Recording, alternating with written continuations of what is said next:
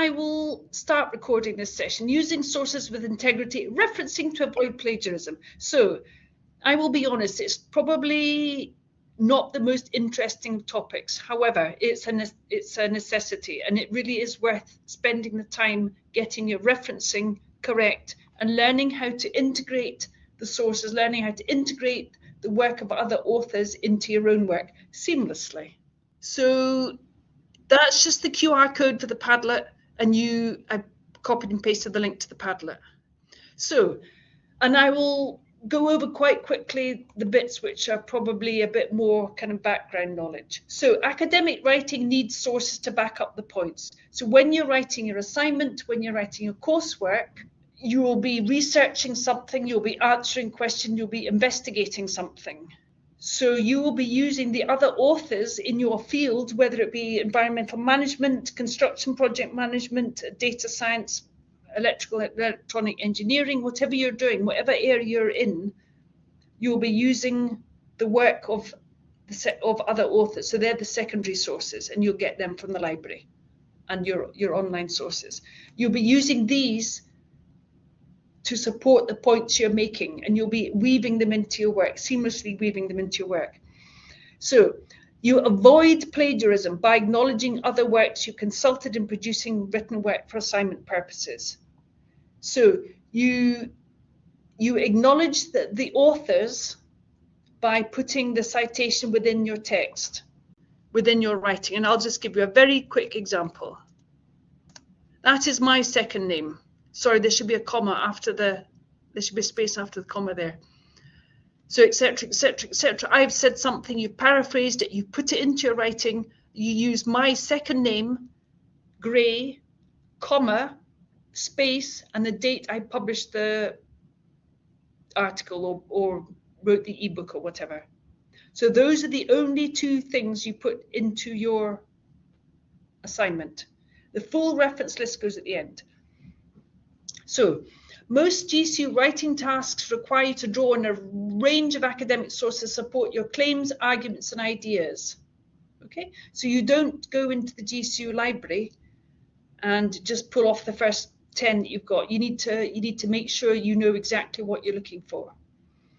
So it's not enough to simply mention a source. You show why you think it's important enough. Okay, electrical and electronic engineering. You show why you think it's important enough to be included in your assignment. So you don't provide collections of sources without explaining each one. Okay, so depending on what your coursework brief is, depending on what your report is, depending on what your assignment is, and if we've got time at the end, I might show you an example of exactly how to dissect, except we'll be doing that next week too, how to dissect the question. So when referencing, are we to write the name of the publication also close to the year? No. You don't write the name of the publication, you just write, you just write the author's name. However, if it was a website with no author name, you'd write the name of the website, but never the web link. If there isn't a specific author, you would put the name of the publication and the date it was published, but never put web links into it. And then you never provide collection of sources without explaining each one.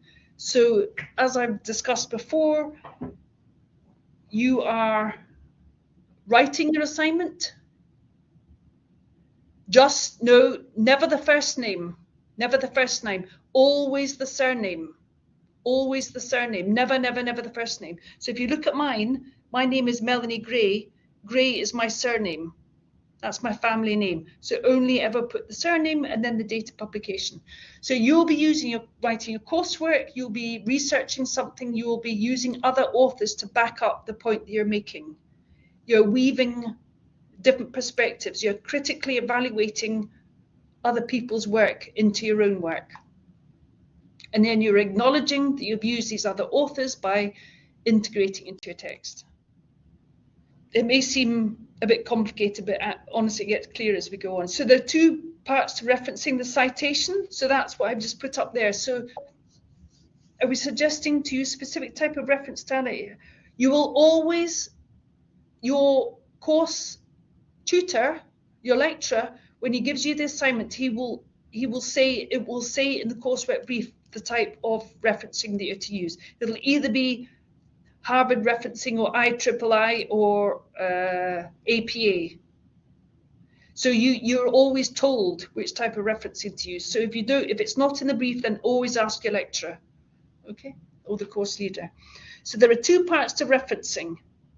The bit within the text, so grey 2023, and then at the end of the text, you will see the full reference.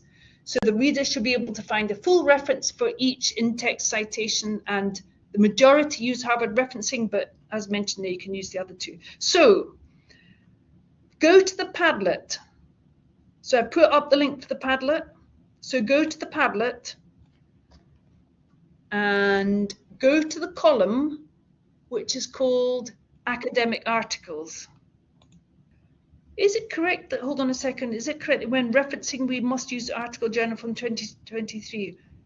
No, you can use them depending on what you're writing about, as long as the reference is, no, that's this year, as long as it's relevant to the task that you're using, as long as it contains up-to-date information. Okay, so it's up to you to look at the article and see whether it provides the data and provides the information which is appropriate for you. Okay, so obviously if you're writing about COVID-19, COVID-19, there would be nothing prior to 2020, I think it was. Okay, so you only use something. I mean, you wouldn't be using something from the 1960s unless it was a reference. So go to the Padlet, go to the academic articles column, click on the first one, which is called BIM training construction. Usually I'm not doing this. I don't know if that's a transfer for my number. Yeah, we can transfer your number over. We just use something for a back close a bit. I can help you with that. Just transfer the number. Yeah, I can help with that. Are you okay there? I can hear voices. So go to the Padlet, click on the first one. I'll answer this question in a second. And go to its BIM, BIM training and skills challenges. I just want to show you an example of the referencing here. So if you go down to the first introduction, okay, you will see in the third line, you will see the reference there. I have to put my glasses on. So you see the first line there, the first reference is WEF 2018. Okay, so the author there has used that secondary reference. And so if you scroll to the end of the article, so go right down to the end of the article and go to WEF, you will find it there. WEF, Shaping the Future of Construction. So within the text, you only put either the name of the publication if there's no specific author, which is WEF, and the date of the publication. So I'll look at this question. If I understand you correctly, when writing an assignment of coursework, we are to include the name of the author when giving an example, like including the name in the literature. Yes, that's okay. I'll give you the Padlet. Okay, there's the link to the Padlet again. So Doris, whenever you are using any work, so you will have your research question, you'll have your case study, you'll have your discussion, you'll have the study area you are researching. So you'll be using lots of different sources. And the sources can be these journals, the databases, the ebooks. You'll be reading them, picking out those points that you feel will contribute towards your work, and you'll be paraphrasing it. Paraphrasing, it means putting all in your own words. But even putting into your own words, you still have to acknowledge that you've borrowed it from the author. So therefore, you put it in, and I'll show you how to do it in the following slides. You also have to acknowledge that you've used that. It's like a thank you to the author by putting the surname and the date of publication within the text. Okay, so if you look at that example in the Padlet, so if you look at any academic articles, you will find all the acknowledgements to all the authors that they've used. So everybody's writing journals, everybody's writing articles. So you're writing your coursework, you're just doing the same thing as writing an article. So you're acknowledging the author, you're acknowledging the work of other people. Okay, so when do you reference? So the dreaded quote. So you say, how do I know what to reference and what not to reference? So you can't reference everything, like water boils normally at 100 degrees. You can't reference that. You don't reference things that are just plain common knowledge. Which document do you mean? It's the Padlet. You just click on the document. So if you go to the Padlet, you should be able to, and you can keep that Padlet, you should be able to just click on it. So I've got two, I've got one environmental management, the other one in construction. So if you just click on it and then you can open it. And that's an academic article with acknowledgements for the author. So when do you reference? You reference direct quotes, which are the exact words. Okay, so put in the Padlet which punctuation marks show they are using a direct quote. Put in the chat which punctuation marks are used to show that you're directly quoting somebody. How would I know it's a direct quote? Which punctuation marks do I use? Excellent, yeah. Apostrophes or quotation marks. Paraphrase texts or ideas. So you're reading something. You're getting the good, yes. Actually, put in, that's what I was looking for. That's it. Example. So using or just wanting to make sure you understood exactly what a quote looks like. So you've got the exact words that you've used in quotation marks. So these are what you reference. Any quotes, any paraphrase, data from a source used directly on visualizations, or images and photographs that are not your own. So when you're doing a report, you might have diagrams, you might have images, you might have tables, you might have bar charts. You always reference those. And then again, this follows on from that. Any quotes, any paraphrasing of ideas you have read, any mention of another thinker, anything that's not your original thought, or if you draw an original conclusion from a common fact, then you must cite the source, and all tables, diagrams, and illustrations. So if you go back to the Padlet, click on the article that's called Environmental Management, and have a look from the top down. Now, I don't actually think there's any direct quotes. So have a quick look maybe down the first couple of pages. I don't think it's not the type of area which direct quotes are used in. However, you will see a lot of citations. So for example, the introduction, you will see the very first sentence says, in recent years, the dissemination of environmental management tools and standards has spread widely among companies. So that is a paraphrase taken from an article written by Ardenti et al., Hanna, Shearmesser, Boral, and Gendron, and the dates of the publication. But I can't see any direct quotes, and I'll go on to the fact that you should use few direct quotes anyway. So, words of the source should be summarized unless there is a good reason for quoting. So, you should restrict the amount of quotations you put in your work. Restrict the amount of quotations you put in work. You should use them sparingly, because what does a quote really add to your work? You should only really use a quote or a quotation if what you're writing cannot be said in another way, if you're producing a really pertinent or really relevant piece of information. You should minimize the use of quotes, because often it's easy to quote something just to bump up your word count. So the author's voice should be labelled every few sentences, and I'll go on to that the next slide. So you remind the reader who is speaking. A paragraph should contain the author as well as the writer's voice. So let's put it in the chat. When you're doing your assignment, are you the author or are you the writer? When you're writing your piece of coursework, are you the author or are you the writer? Good. You're the writer. Excellent. So you're the writer. You're writing away, and you're integrating. You're integrating the author's work, and so you're citing the authors. So you're introducing an idea. As a writer, you're putting forward an idea, or you're putting forward something, a statement or whatever. You are then using the authors to back up what you're saying. So you're making the point. So for example, my point might be that COVID-19 had I'm making this up, COVID-19 had a devastating impact on the mental health of a considerable number of students. Okay, that is my point. I'm now going to back up my point. According to, or as stated by Brown, brackets 2024, of the university students, etc., etc. So the writer makes the point, and then the author, they're using the authors to back up the point.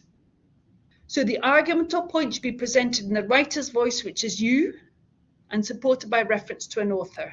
So you're kind of taking the reader, which is your lecturer, your program lead, you're taking them through a journey, and the journey is the fact that you're putting forward the points, and then you're bringing in the support, and the support is by the secondary sources, and you're putting them in and you're acknowledging the authors. And this is a little repeat here. So how to integrate the sources. Quote, if you want to use the authors sparingly. So as I said, you really restrict what you're putting in. Paraphrase, if you want to keep the similar length. Summarize, if you want to make this text shorter. Synthesize just means if you're using information from several sources. You could say that, and I'm making these authors up, you could say Brown 2021 said this, that, the next thing, whereas MacDonald 2022 further explained the point that. So you can integrate two authors within your same sentence. I think somebody asked me that earlier. In all cases, you need to acknowledge the author's work with references to avoid plagiarizing. And we'll go on in a couple of slides about how not to just put the author in the brackets right at the end. I'll put this in the chat. If you go to the GCU library, the online library, log into the GCU library. At the top, you'll see the Discover bar. You type in Cite Them Right. Cite Them Right is, the university has access to Cite Them Right, which is a fantastic resource on showing you exactly how to reference.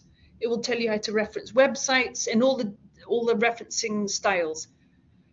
It will tell you how to reference websites, ebooks, journals, law reports, government reports, industry journals, more than one author, something with no authors.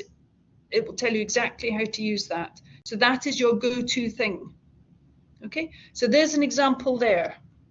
The surname there, the year of publication, the title of the book, the place, and the publisher. Those go at the end. Okay, so make sure, get to know Cite Them Right, because you can't go wrong with it. And you've only got kind of 1 year to get everything right. So it's worth making friends with it. So this is just the referencing terminology, and I'll make this PowerPoint available at the end of the session. The citation appears in the main body of your essay. The reference list goes at the very end on a separate sheet of paper titled References. The bibliography is a full reference list of all the sources that you've consulted, but you may not have cited. So you might have heard something on the radio. So you could include that in your bibliography, but not necessarily used it within your assignment. The references, so if you have 20 citations within your assignment, you should have 20 references. So whatever you have within your assignment or your coursework, you should be able to find in the list at the end. So you'll see the example on the Padlet. Plagiarism. The practice of taking somebody else's work or ideas and passing them off as your own. So plagiarism occurs usually, okay, the example you just explained is to be applied at the end of your project or coursework. Yes, the reference list. Doris, so if you go back to the Padlet, in fact, if you all go back to the Padlet, click on the one that says environmental management, go right down to the end, and it's called references.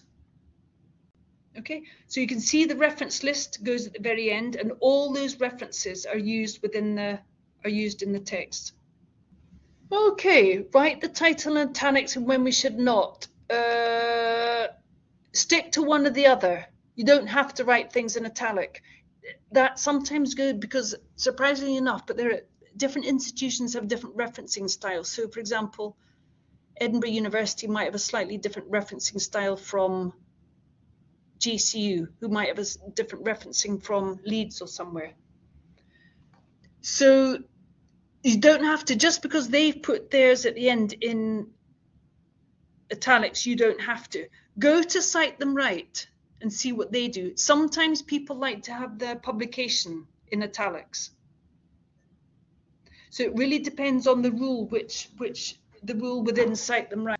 But it's not, everything doesn't go in italics. It's not the author. If anything, it is only the publication. But whatever rule you have, you stick to it throughout the years. So go to Cite Them Right, find out what the rule there is, and then stick to it. But if anything, if you use it at all, it'll be the publication. So terminology, the quotation, the exact words which you restrict, a paraphrase of the author's idea written in your own words, but you still have to reference this. So you'll read an article, you might read the abstract or the introduction, and you might want to use that. So you just read it, understand it, rewrite it in your own words, and then put the author, acknowledge the author. So I really like this. There are two ways to do it. So if you look back at the article there on Padlet, you will see that they've got paraphrase and then the reference. Paraphrase, the reference, paraphrase, the reference, which isn't that interesting, can make your coursework seem a little bit bland. However, you can incorporate, this is how to incorporate, and I really like this way. So have a look at it there. One such example is where Wayne, the surname, date of publication 2020, states the majority of students of Scottish higher education, etc., home students. However, now you bring in another author. Data also suggests that Scottish universities have a globally diverse population. Supporting his view, Ray, 2019, notes in, etc., etc., etc. So look at the difference in that. So you've got Wayne, then the date of publication is in its own brackets.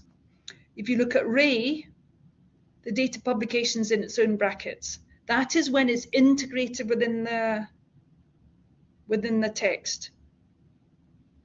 If you look at the end one, it says Marshall 2020. Marshall 2020 has not really been integrated, you've just paraphrased it, so then you just put it at the end, and that is what's commonly used.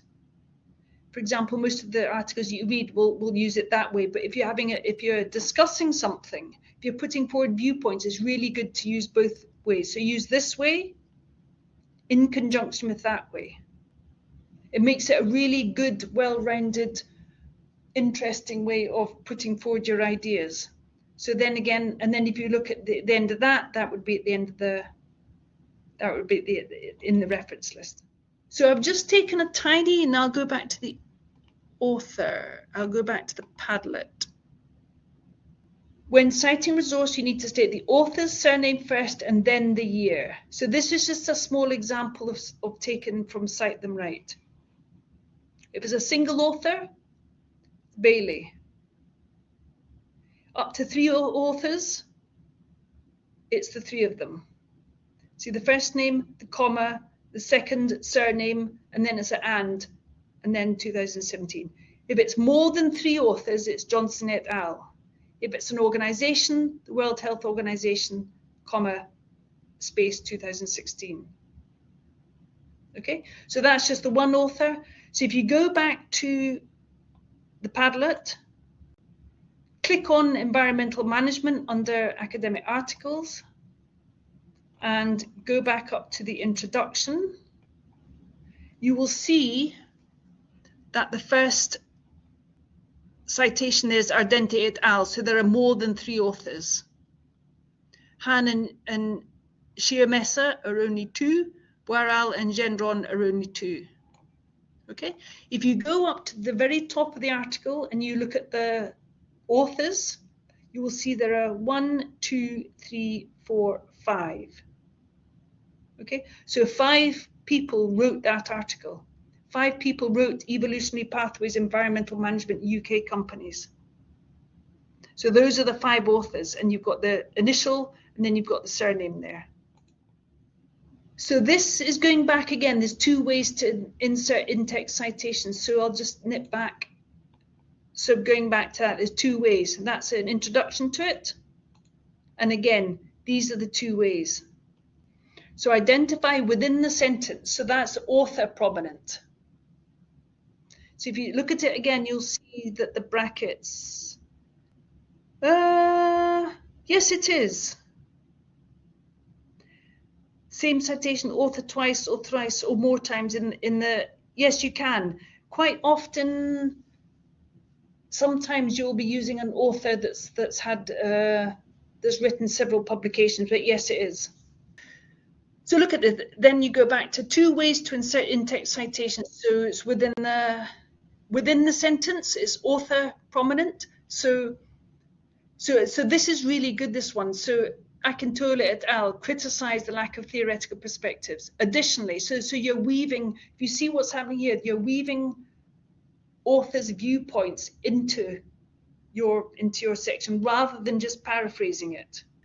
So that's author prominent, whereby the date is in the brackets, and then you identify at the end of the sentence, which is information prominent. So if you look back at the article in the Padlet, you'll see that is mostly information first, then the author. Information author, information author.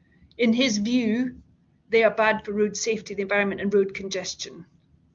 Environmental degradation is inextricably linked to the broader social ills such as racism and poverty. So that's a paraphrase, a summary, and then you've got the authors there, except there's actually missing a comma there. Okay, so try and get to grips as far as possible, depending on what kind of coursework you're producing. Try and get to grips if you're really discussing something or evaluating something, then it's really worth seeing if you can manage both ways, depending on what type of coursework you're producing. Sometimes if it's data science or an engineering report, it'll be more facts, and you won't be using that style. So how to paraphrase? Essentially, you're just looking at the text, understanding it, and looking away, writing down some notes, looking back at it again and rewriting it. So try not to patchwork. By patchwork, I mean taking paraphrases from lots of different authors or lots of sentences from different authors and then stitching them all together. That's like a patchwork. So try and avoid doing that. You basically read a section, try and understand it, literally turn away, think about what they said, go back, maybe have another read, speed through it, and then write some notes, and then you reformulate that in your own words. Avoid using Google Translate wherever possible. Yeah, patchwork means putting different things together which don't make any sense. So using Google Translate's a really good example of patchworking, where you can use something, you can get a paraphrase from one author and then paraphrase from another author and then stick them together with linking words. They don't really make any sense. So you're as well reading something, understanding it completely, and then paraphrasing it, putting it to your own words, and then acknowledging the author. Patchworking just means taking bits from different places.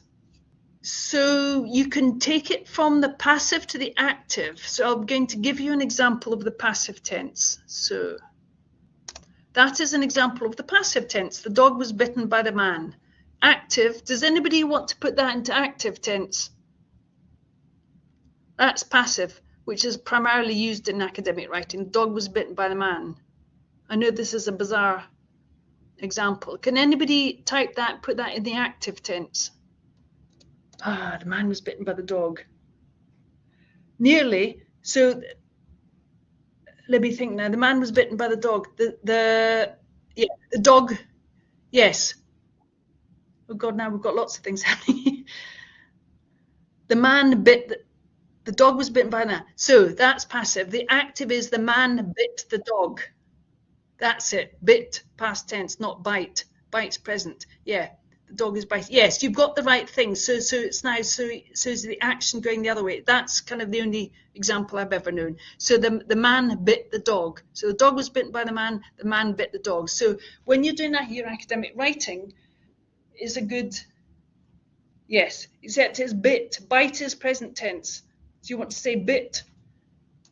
Today I bite, yesterday I bit, or the dog bit, or the man bit. So when you're using, so if you want to, another way, good way of paraphrasing something is to put something in the passive tense, and you only pick out the important elements of the original text, and then you present other people's ideas in your own words. So read, reabsorb, read, reread, absorb, set aside, and write from memory. So you find your good articles, the articles that are really relevant to what you're doing. Make notes on it. If you save it, you can make notes on your laptop, write it down, make the relevant notes, and then rewrite it.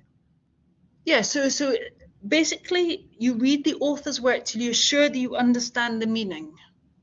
Because if you don't understand it, but it really is very complex, if you're reading something in a language that's not your own, just don't use it. Find something else. There's hundreds of them, thousands even. Explain it in your own unique style and language. So you're the writer. So be proud of putting something forward in your own style, in your own language. Consider the context. Use alternative synonyms. Compare your point to your original work. So make sure you have a look at the point you're making and compare it to the original article. Lastly, clearly cite the source. Okay, the do's and don'ts. And this is what I mentioned before. So don't mine the sources for sentences you like, then paraphrase them and stitch them together. So try not to look through articles, find a few sentences from lots of different articles, and students often use the abstract. Take a few sentences that you like, paraphrase them, and then put them all together, because it really ends up not making much sense. Don't simply take sentences from the abstract to the first paragraph, and do consider the purpose and impact of your work. So make sure that what you're doing has a really good impact. Okay, everybody knows ChatGPT. So while the university is still discussing the policy, the main thing, I mean, everybody used it. I mean, I use it sometimes, not for writing, but just to see what things it has. So I'm convinced that some of the stuff that I type in ChatGPT produces stuff that I've written. So it's learning from a data set with limited knowledge after 2021. So post 2021, it's not really worth it. It doesn't generate citations or references, and it's limited. So it works in a narrow and very specialized area, and it struggles with analysis and ethical questions. So avoid. Be organized. Artificial intelligence. ChatGPT is part of, well, I'm sure you all know what it is. It's AIs. It's like chatbots. It's like using AI to create your own work. Trawls the internet, then puts it all together. So be organized. Can be hard to remember what your arguments are and came from. So make sure that when you're using sources, that you know exactly where you've taken your data from. You can use RefWorks, which is a referencing tool by the GCU library. You can use RefWorks and make significant note of page number, the list of references in alphabetical order, with the surname or date of publication and not the order they appear in the text. So when you do your reference list, yes, you can use Google Scholar. However, Google Scholar isn't as broad, and you will find things in Google Scholar that you'll have to pay for. So the GCU library has absolutely everything, and you will never have to pay for anything. And it's much, much easier to search for it. Okay, so it really is worth making friends with the GCU library. And there, to assist in reference, you can use a RefWorks tool available from the GCU library. So it's easy to fall under a bit of pressure. So you'll have your first piece of coursework round about now, and then you'll be working on it, or hopefully not panicking about it. 2 pieces in a couple of weeks' time, so suddenly 3 pieces of coursework to do, and you don't know which one to focus on, and then you half start some of them. So anticipate pressure, especially midterm and right before the end of the semester when coursework can pile up. Ask for help from your lecturer, make an appointment with your academic advisor, and seek support from subject specialist librarians and from the LDC. You can make one-to-one appointments with the LDC and manage your time effectively. And I'll be posting this PowerPoint up afterwards, and these are all useful resources that you can use.